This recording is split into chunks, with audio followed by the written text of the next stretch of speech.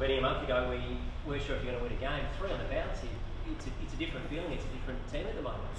Yeah, it is. It does feel like that. Probably we were building from probably that Geelong game. I reckon that was the one that we really felt things were starting to click into place, even though we didn't win. And yeah, we obviously didn't predict that we'd win the next 3, but we knew that we had a style that we could be competitive with. And yeah, we have been the last 3 weeks. And yeah, the win felt really good on the weekend. To obviously won the first 2 at Adelaide Oval, to go up to the Gold Coast and get a win there was a really strong performance and confidence building. Matty said that some blokes are probably fighting for their footy life, and I think you were a 1-year deal. It feels like you're playing as well as ever. Do you feel like you've done enough to hopefully stay here long term?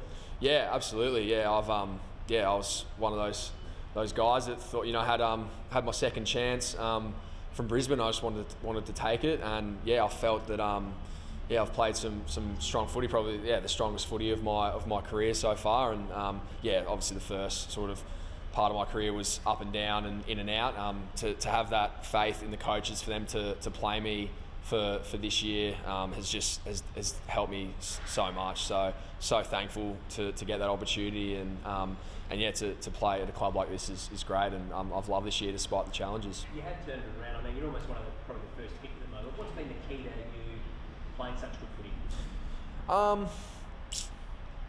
It's a good question. I was pretty confident in the work I've done over my career. I've always been someone that's put the yards in, and it's tough to sort of do a lot of stuff off the field, and then there's obviously the on-field aspect that just comes with continuity, really, and to just be given the faith to play some games in a row, and for the coaches to just say, look, we want you in, we want you to do this role, and can you do it? And to have that faith from the coaches is probably something that helped, have that confidence. And then from there I've just sort of grown, and just become more confident in my footy. Obviously plenty of things to work on still, but that's always been there. I've always known that I've had plenty of areas to improve on, so I'll keep working at that. But obviously working on my weapons as well, which is the reason I got on the side in the first place. When do you think those discussions will start ramping up about your future here at Adelaide? Yeah, they've management's in talks at the moment. So hopefully something will happen soon. But I think that I've obviously loved this year, and think I've performed really strongly, and bring a lot to the club on and off the field. Probably off the field's something that I've enjoyed the most this year, really growing with this group and this group of guys and the coaches as well, and almost building a new style. It's not just on the field, it's off as well with the new coach. So I've enjoyed the challenge. You were brought over on a one-term deal. Would you like a longer-term situation now that you've shown what you're capable of doing?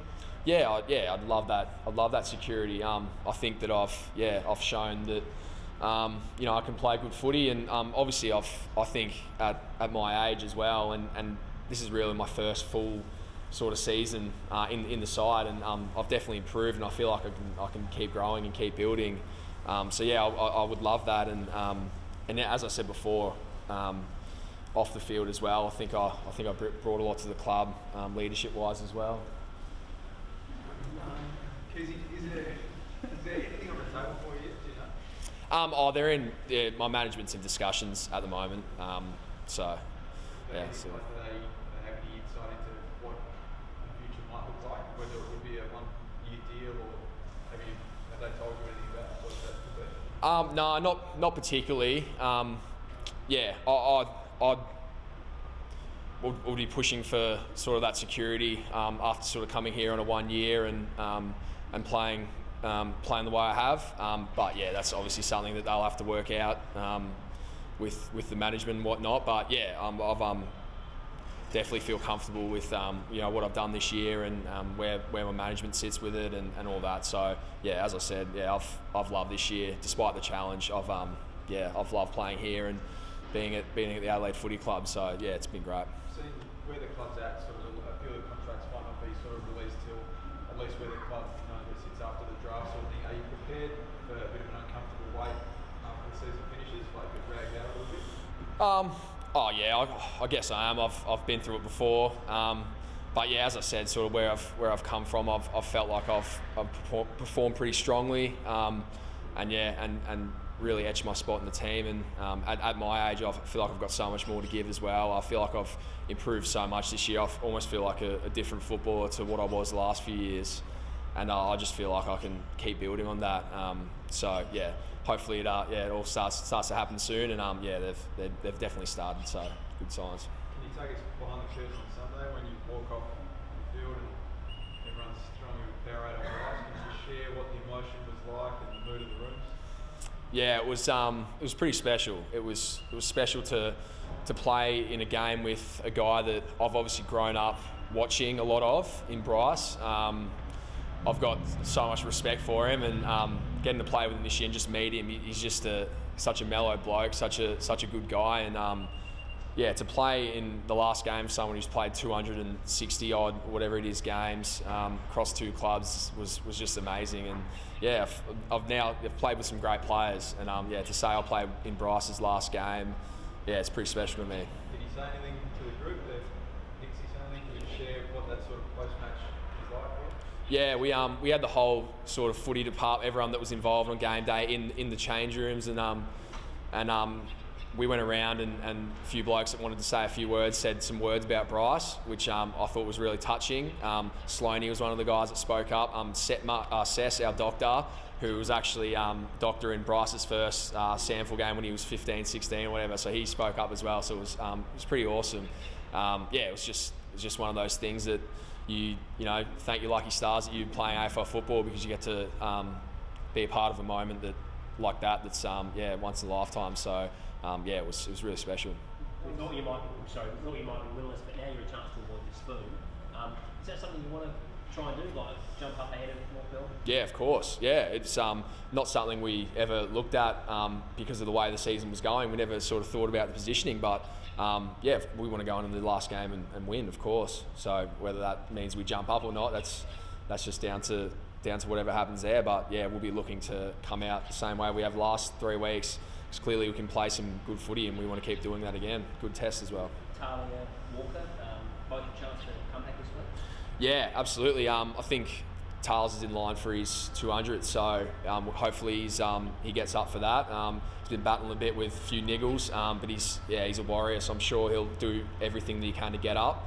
Hopefully Tex can come back in as well, because those 2 guys have been great this year. They've obviously battled. It's been tough for them, veterans of the team, and a young side. So it'd be great to get them back in and hopefully get a reward from them as well. You've done some great work this season on a couple of places I've looked at. Dusty Martin, if Nixie says, Benny, I need you to do a job, do you put your hand up and say, yeah, okay? Yeah, I'd absolutely. I'd say I'll do it. It would definitely be a challenge. But yeah, I'm prepared to do whatever comes my way this season. And yeah, start of the season was obviously doing a few roles, and towards this back half it's been a bit different, playing on wing and doing a few different things. But yeah, I feel like I've got that in my arsenal now, so if something comes my way, I'll say absolutely. Do you know how close Taylor was to playing at all when you get up for the Richmond game? What's that, sorry? Taylor, how close was he actually to playing on the weekend? Do you think he'd be okay by the Richmond game? Yeah, he was pretty close, I think. He trained pretty well from what I saw, but was just a bit sore coming off the track. So I think he was pretty close. He did everything he could to put his hand up. So yeah, I think he was close to playing. So in saying that, he should be all right this week, I assume. Ben, a few thoughts on young Lockie Scholl's development? That was clearly his breakout game, and he was outstanding. Just a bit of insight into how he's come along and what you thought of him on the weekend. Yeah, he was amazing. He was incredible. Exceeded expectations with that game. It's not a surprise really because of his attitude. He's one of those guys that works really, really hard away from off the field, doing the extras and that. But yeah, he's a great bloke. He's one of the energizers of the group. He's a funny young lad, and get along with him really well. And I think we got to see some of his weapons on the weekend. His left and right foot, they're probably similar. They're probably exactly the same, the way he kicks on both feet. So love playing with Sholey, and I'm glad he got that reward for the game on the weekend, because he was fantastic, and he deserves it because of his hard work. What does it say about where the club's at, that you've got guys like you that have sort of had a second chance at footy? You've got Hamill, you've got Scholl, you've got guys that are coming along quickly and you've turned the corner. What does it say about where you're heading? Well, yeah, yeah, you've summed it up there. We've got plenty of guys that are clearly look like players for the future. Those guys you mentioned are blokes that have already shown so much in their first sort of handful of games.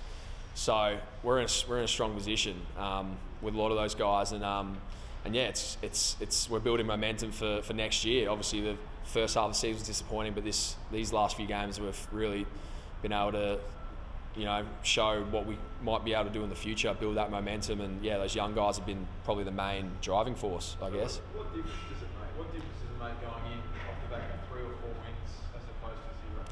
Yeah, it makes a massive difference because we can look at those wins and say this is the blueprint, this is how we want to play, and then that just gives us something to work on all pre-season and go forward with that. So it makes a massive difference, and although it was probably unexpected that we sort of popped up and won 3 in a row, that was the way that we wanted to play, and we finally started to see it come out, and now we've got that blueprint that we can look at and go, this is how we want to do it for next pre-season, this is what we want to work on, this is what we have to get better at. So yeah, it's just it just gives us that plan, really.